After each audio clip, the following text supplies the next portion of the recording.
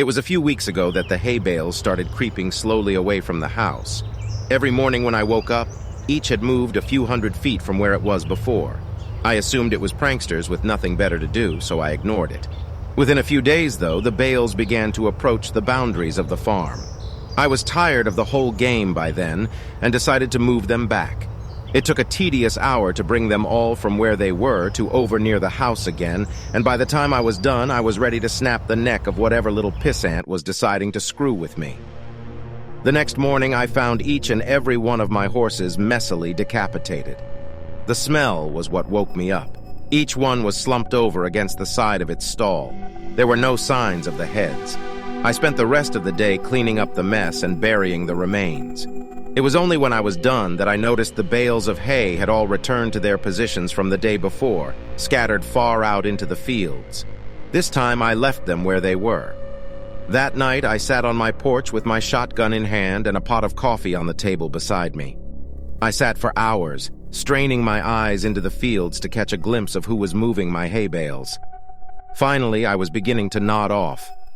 I would have, but just as my eyes began to close, I heard a clamor and a rustling of trees from the nearby woods. I leaned forward, my heart racing with excitement. I was going to catch the bastard. I fumbled with my gun and fidgeted in my seat, waiting anxiously for whoever it was to get close enough to ambush. It was only when the thing got close enough for me to make out its silhouette in the dark that I was frozen still. The thing that crept into my fields from the nearby woods didn't seem to notice me sitting there. It stalked, hunched, and deliberate through the field with the posture of a tiptoeing thief. If not for the fact that it must have towered to over 10 feet tall, even in its crouched position, it might have seemed almost frail.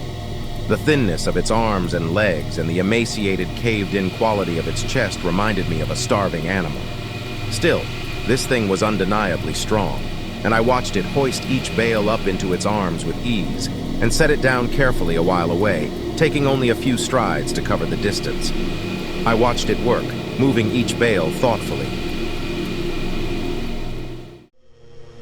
Every once in a while, it would straighten up to look around at the other bales' positions in the field, before adjusting the one it was working on ever so slightly. Before it left, it looked towards the house. I felt its eyes sweep over me in the dark, but whether it saw me or not, I couldn't tell. Then, it turned silently and crept back the way it came, disappearing into the dark of the woods. It took me an hour before I had the courage to move at all. I went inside after a while, but didn't sleep that night. It was only when the sun rose that I dared step off my porch into the fields. The hay bales were where it left them. Strangely, it didn't move them as far as it had in the previous days. They were approaching something invisible in the fields, and as I looked at them, I realized that they seemed to be marking some line. Indeed, as I walked around the house, I saw the distinct circle that they formed with me at the center. At first, I thought the bales were just being haphazardly moved away from the house, but now I could see that they were instead being moved towards some boundary. The thing was sending me a message. I slept uneasily that night, and only because I was exhausted. The next morning, the bales hadn't moved at all. They didn't move at all for the rest of that week, in fact. They were finally where the thing wanted them. I made myself sick trying to interpret them. Why would this thing expend so much energy moving my hay bales and threaten me with such violence should I try to interfere? Killing my horses was just that, a threat. An intelligent threat at that. It knew what would scare me, and it knew that I would understand the implications. The sound of an automobile working its way along the road to my farm one morning gave me a little rush of excitement. I'd been planning to abandon the farm since I saw the thing, but I couldn't hope to leave on foot without risking it treating me like it treated my horses. But if I could get in the car with whoever was coming my way, I might be able to escape before it could stop me. I didn't know or care who it was. I decided that the moment they stopped the car, I would jump in the passenger seat and tell them to get the hell out of here. I didn't get the chance. The car worked its way slowly along the road, trundling across the uneven ground. I urged it silently to hurry. It was when it passed between the two bales placed on either side of the road that I began to hear a booming clatter from the woods.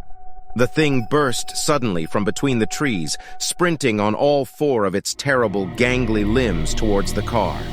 Within a few seconds, it was there, pouncing on the automobile like a predatory cat.